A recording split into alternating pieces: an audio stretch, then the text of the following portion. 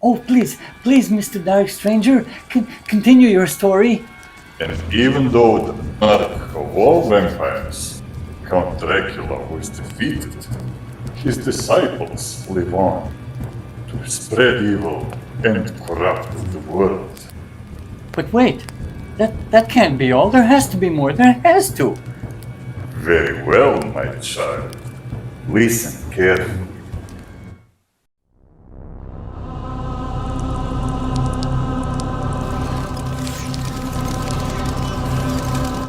Greetings and welcome to Kane Harkonnen Studios once again, a place where light doesn't shine. Place for all of the darkness. Demons, dragons, zombies, skeletons, and most of all, vampires. I am your host, Kane Harkonnen, this time bringing you the full review of the movie called Brides of Dracula. Strap on your seatbelts, and let's go. Brides of Dracula is a 1966 Gothic horror movie made in Britain and is a continuation from 1958 Dracula movie. Starring these people over here, we have Yvonne Monlau, Freda Jackson, Martina Hunt, and Peter Cushing returns as Van Helsing. Then on this side, we have the budget. The budget for the movie was £120,000 and it grossed 10 times more from admissions in France solo. And after all of that, on this side right here, we have the Rotten Tomatoes score.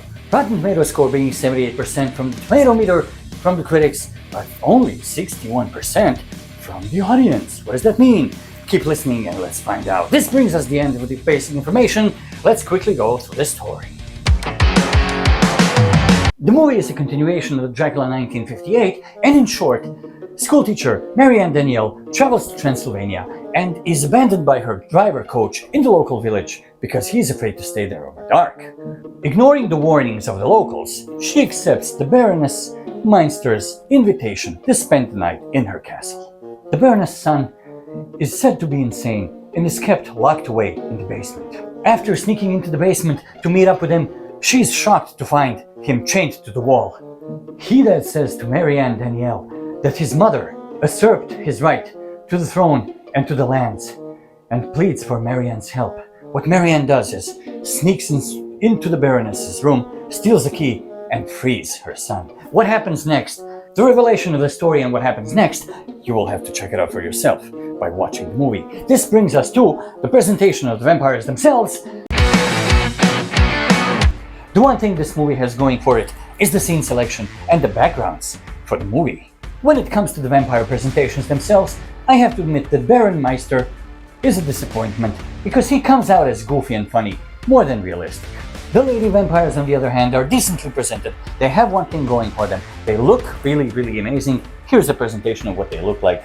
I think this mask, this makeup is really well.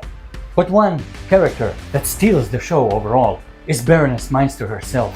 Her character is dark and gloomy, and she steals the show because her acting is top-notch. Music is presented decently, following the scenery, but it doesn't blow anyone out of the water either. And this, of course, brings us to the conclusion. For the conclusion of this movie, you're not going to watch anything super special, but it's not a disappointment either.